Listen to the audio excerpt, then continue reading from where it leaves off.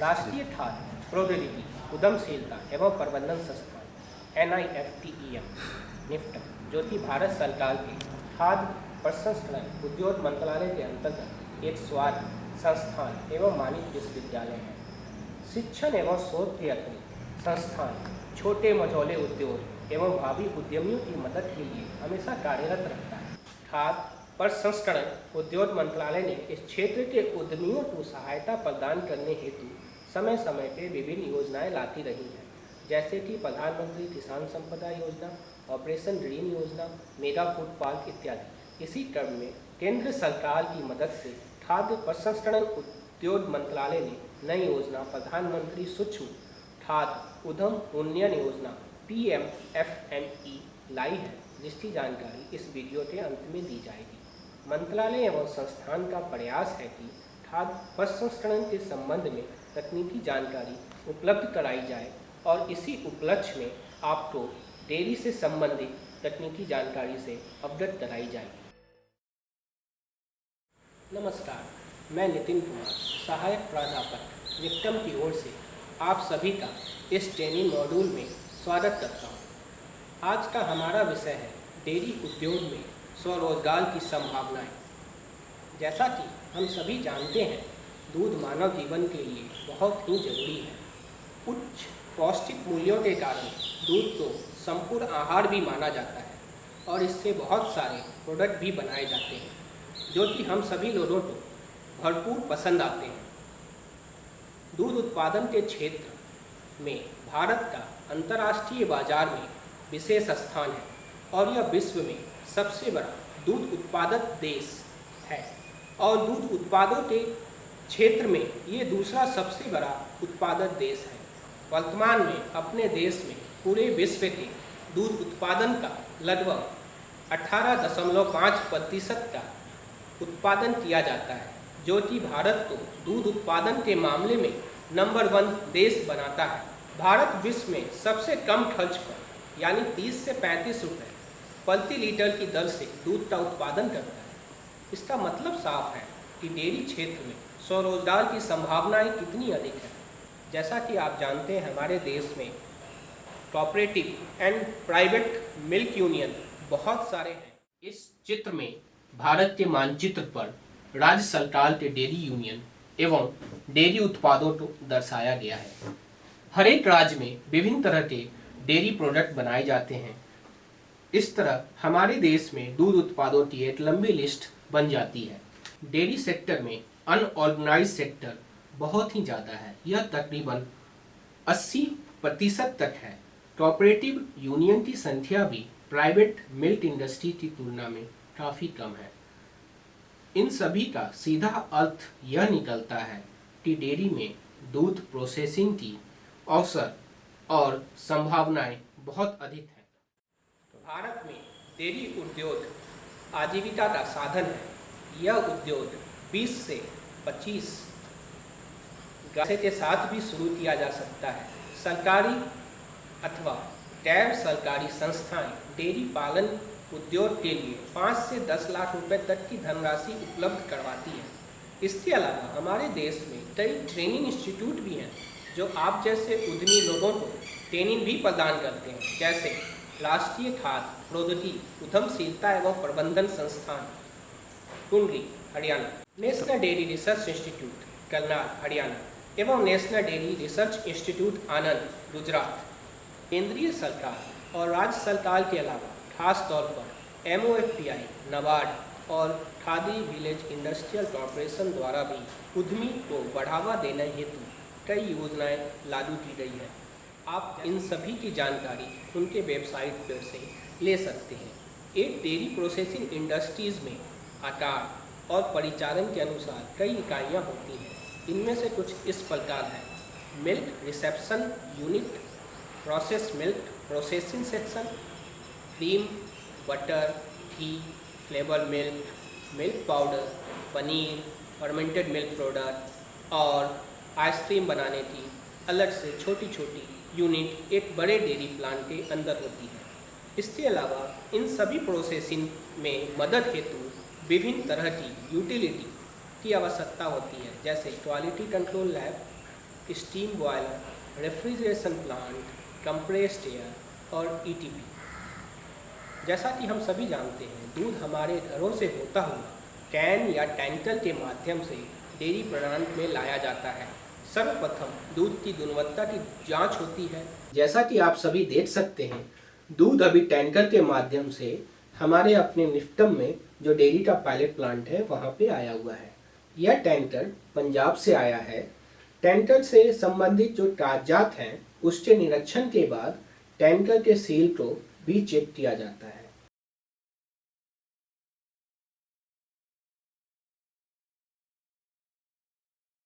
Seal नहीं टूटा है, इसका मतलब साफ है कि टैंकर में रास्ते में कहीं भी मिलावट नहीं हुई है। यह बहुत जरूरी है टैंकर के सील को चेक करना। अब टैंकर के ऊपर चढ़ के हम लोग इसके ढक्कन को हटाएंगे।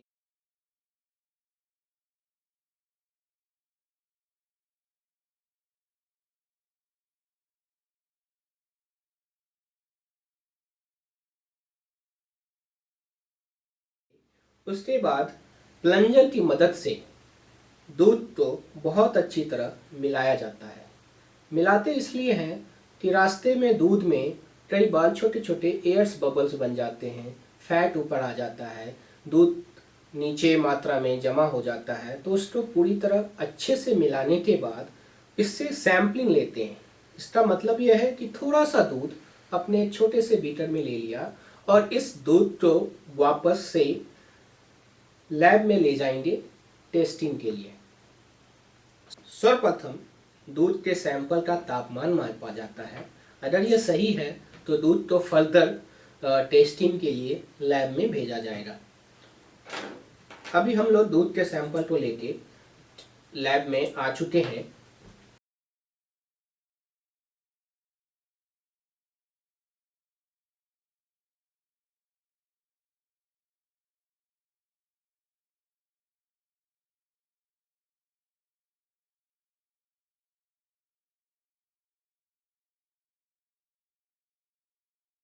यह अल्कोहल टेस्ट किया जा रहा है। इसके तुरंत बाद टाइटेबल एसिडिटी की टेस्ट भी की जाती है।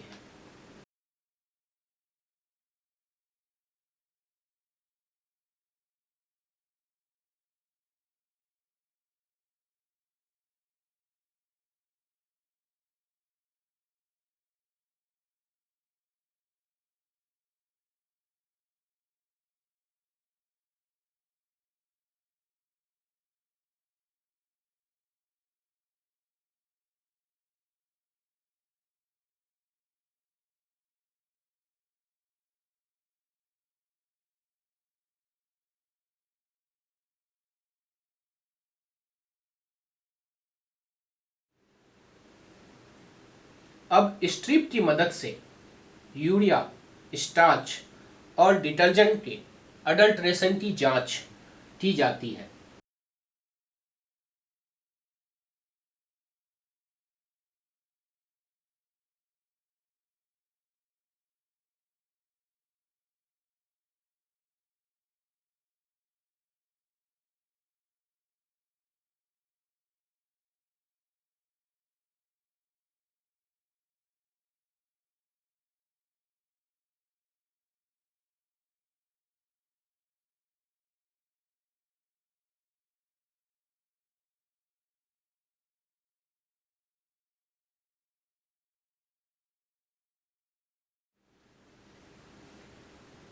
दूध सही पाया गया है। अब इसको टैंकर के पास ही रखें। रॉ मिल्क स्टोरेज टैंक में होज पाइप और फ्लो प्लेट की मदद से ट्रांसफर किया जाएगा।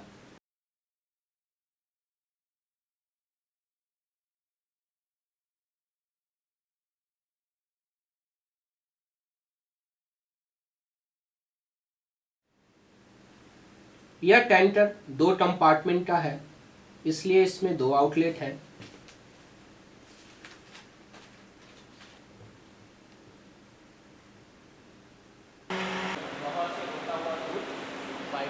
सबसे पहले बैलेंस टैंक में आ रहा है, फ्लोट बैलेंस टैंक। फ्लोट दूध को वापस नीचे नहीं देता। मिल्क पास्चराइज़र बहुत ही ज़रूरी मशीन है। इसमें PHE plate pad, balance tank, holding ट्वायल एवं पंप होता है। इसके अलावा हॉट वाटर एवं चिल्ड वाटर की फैसिलिटी भी होती है। दूध के हानिकारक बैक्टीरिया को नष्ट करने के लिए दूध को पास्चराइज किया जाता है। temperature, 3 degree temperature we can enter here, and now it goes to the secondary generation section. Here it is about 45 degrees Celsius, here it is about 70 degrees Celsius, and this is the heating section. इस चित्र की मदद से आइए pasteurisation process फिर से समझते हैं। दूध सबसे पहले बैलेंस टैंक में आता है, फिर पंप के माध्यम से पास्चराइजर के रीजनरेशन सेक्शन में जाता है, जहां पर पास्चराइज मिल्क की मदद से यह 45 डिग्री तक गर्म हो जाता है। इस तापमान पे हम दूध से क्रीम निकाल सकते हैं क्रीम सेपरेटर की मदद से। फोटोग्राफ में आप पीली लाइन देख पा रहे हैं, वो लाइन क्रीम की लाइन है और मिल्क वापस से पास्चराइजर के रीजनरेशन सेक्शन में चला जाता है। रीजनरेशन सेक्शन के तुरंत बाद मिल्क पास्चराइजर के हीटिंग सेक्शन में जाता है, जहां पे मिल्क को 72 डिग्री सेंटीग्रेड तक गर्म किया जाता है स्टीम की मदद से या फिर गर्म पानी की मदद से। उसके तुरंत बाद मिल्क को 21 सेकंड तक होल्ड करते हैं होल्डिंग ट्वायल में। अंत में चिल्ड वाटर की मदद से दूध को ठंडा किया जाता है। ठंडा होने के बाद दूध को स्टोरेज टैंक में फिर से जमा कर लिया जाता है। यह ठंडा दूध अब बोतल फिलिंग या पाउच फिलिंग के लिए तैयार है। This whole process completes in 2 minutes.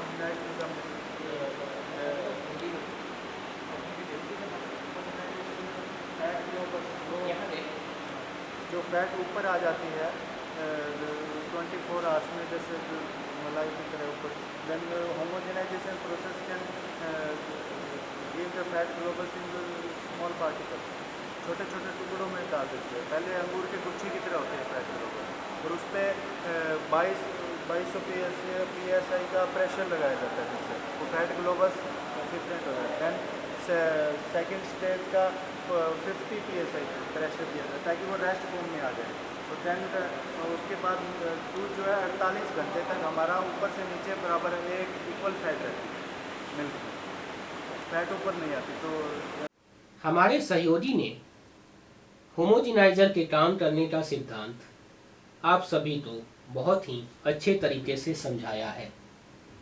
अब इस चित्र की मदद से होमोजेनाइजर के काम करने के तरीके को फिर से समझते हैं। दूध में मौजूद जो फैट है वो शुरू में बड़े साइज का होता है। चित्र में वो पीला डोला आपको बड़े साइज का दिख रहा है।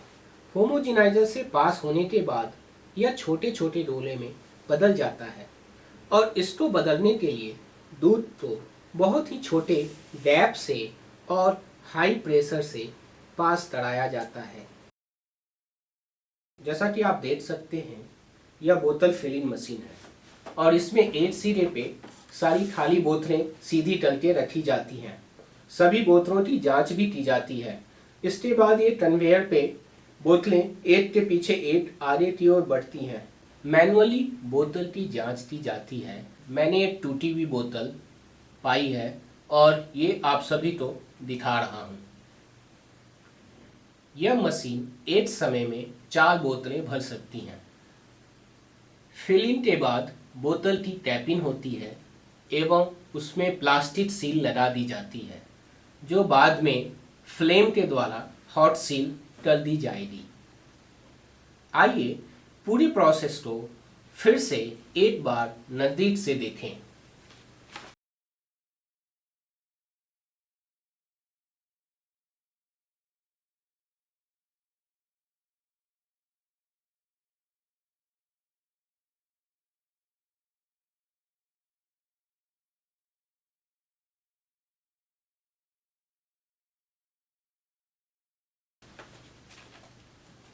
सील होने के तुरंत बाद दूध की बोतलों को प्लास्टिक के कैरेट में रखकर कोल्ड स्टोरेज में स्टोर कर दी जाएगी।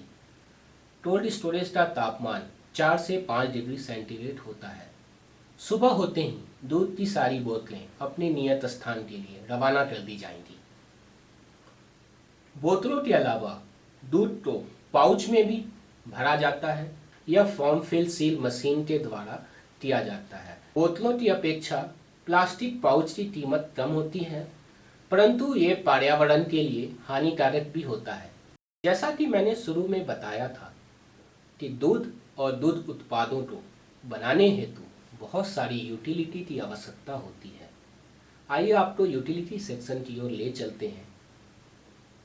सर्वप्रथम रेफ्रिजरेशन सेक्शन है, जहाँ की चिल्ड वाटर प्रोड्यूस किया जाता है। डेयरी में अमोनिया को यूज किया जाता है रेफ्रिजरेंट के तौर पे और इससे चिल्ड वाटर प्रोड्यूस किया जाता है। चिल्ड वाटर की ज़रूरत milk chiller, milk pasteuriser, butter churn, continuous butter making machine एवं आइसक्रीम सेक्शन में होती है। सेक्शन हमारा CIP सेक्शन है। CIP का मतलब होता है clean in place.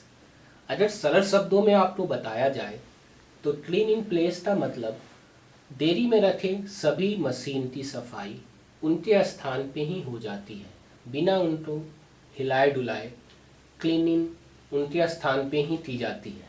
Clean in place में जो सॉल्यूशन है वो पाइपों के द्वारा टैंक में, पास्चराइजर में, चिलर में जाता है और वहाँ क्लीन होते हुए वापस से वो सॉल्यूशन यहाँ CIP सेक्शन में आ जाता है। आप देख सकते हैं कि CIP सेक्शन में 3 टैंक रखे हैं। एक है अल्कली टैंक, एक डिटर्जेंट टैंक, एक है एसिड टैंक। जरूरत के हिसाब से और एक पूरी साइक्लिंग के हिसाब से CIP को सर्कुलेट कराया जाता है। अब इस चित्र की मदद से CIP प्रोसेस को बहुत ही अच्छे तरीके से समझते हैं। सबसे पहले पानी मशीनों में भेजा जाता है ताकि उसमें मौजूद दूध या दूध उत्पाद हटाए जा सके। उसके तुरंत बाद अल्कली सॉल्यूशन को पाइप के द्वारा इक्विपमेंट में भेजा जाता है। अल्कली सॉल्यूशन पाइप में या मशीन में जमा न रह जाए, इसके लिए फिर से पानी पीछे से भेजते हैं। पानी भेजने के बाद बहुत ही कम मात्रा में एसिड सॉल्यूशन पानी के साथ मिला के वापस से इक्विपमेंट और पाइपों में भेजते हैं। सबसे आखिर में पानी फिर से सारे इक्विपमेंट में और पाइपों में दोहराया जाता है। अतः इन सभी स्टेप्स को पालन करते हुए हम किसी मशीन या पाइप की CIP को पूरा करते हैं और वो मशीन और प्रोसेस की लाइन नए दूध पदार्थ या दूध प्रोसेसिंग के लिए तैयार मानी जाती है। इसके अलावा डेयरी इंडस्ट्रीज में वाटर सॉफ्टनर प्लांट भी लगा होता है, जो कि हमारे पानी की हार्डनेस को कम करता है और सॉफ्ट वाटर प्रोड्यूस करता है। सॉफ्ट वाटर की रिक्वायरमेंट हमारे स्टीम बॉयलर में होती है। क्लीनिंग में भी सॉफ्ट वाटर यूज करते हैं। स्टीम बॉयलर डेयरी प्लांट में स्टीम प्रोड्यूस करता है। स्टीम की जरूरत आइसक्रीम पास्चराइज़र में, मिल्क पास्चराइज़र में, क्रीम पास्चराइज़र में होती है। इसके अलावा स्टीम की ज़रूरत पनीर बनाने में होती है। स्टीम की ज़रूरत डेयरी की ज़मीन की साफ सफाई के लिए भी होती है। स्टीम प्रोड्यूस करने के लिए डेयरी में लकड़ी, कोयला या डीजल का उपयोग होता है। इन सभी यूटिलिटी को यूज करते हुए डेयरी में विभिन्न प्रकार के दूध उत्पाद बनाए जाते हैं। आशा करता हूँ इस वीडियो की मदद से आप सभी का ज्ञानवर्धन हुआ होगा। आइए अब आप सभी को प्रधानमंत्री सूक्ष्म खाद्य उद्यम उन्नयन योजना PMFME जो कि खाद्य प्रसंस्करण उद्योग मंत्रालय भारत सरकार द्वारा लागू की गई है। आज हमारे देश में खाद्य प्रसंस्करण के क्षेत्र में असंगठित उद्योगों की संख्या लगभग 25 लाख है और इनमें 66% यूनिट ग्रामीण क्षेत्र में स्थापित है। इनमें से लगभग 80% परिवार आधारित यूनिट है। इन असंगठित उद्योगों की कौशल विकास एवं संपूर्ण सहायता की आवश्यकता है, जो कि इनकी चुनौतियों को कम कर सके और इनके आय में वृद्धि कर सके। इसके लिए केंद्र सरकार की मदद से खाद्य प्रसंस्करण उद्योग मंत्रालय ने प्रधानमंत्री सूक्ष्म खाद्य उद्यम उन्नयन योजना PMFME लाई है, जो सूक्ष्म उद्योगों की चुनौतियों का समाधान करने में साबित होगी। इस योजना का लक्ष्य सूक्ष्म उद्योग की प्रतिस्पर्धा क्षमता को बढ़ाना है और उन्हें मजबूत परियोजना प्रबंध प्रदान करना है। साथ ही साथ किसान उत्पादक संगठनों FPO, स्वयं सहायता समूह SHG और उत्पादक सहकारिता को उनकी संपूर्ण मूल्य श्रृंखला के लिए सहायता देना है। यह प्रसंस्करण एवं प्रसंस्कृत खाद्य पदार्थों के क्षेत्र में लोगों को आत्मनिर्भर एवं वोकल फॉर लोकल के लिए भी प्रेरणादायी साबित होगा। इसकी विशेष जानकारी खाद्य प्रसंस्करण उद्योग मंत्रालय की वेबसाइट से ली जा सकती है और आप निकटम के टोल फ्री नंबर 0130281089 पर भी संपर्क कर सकते हैं। धन्यवाद।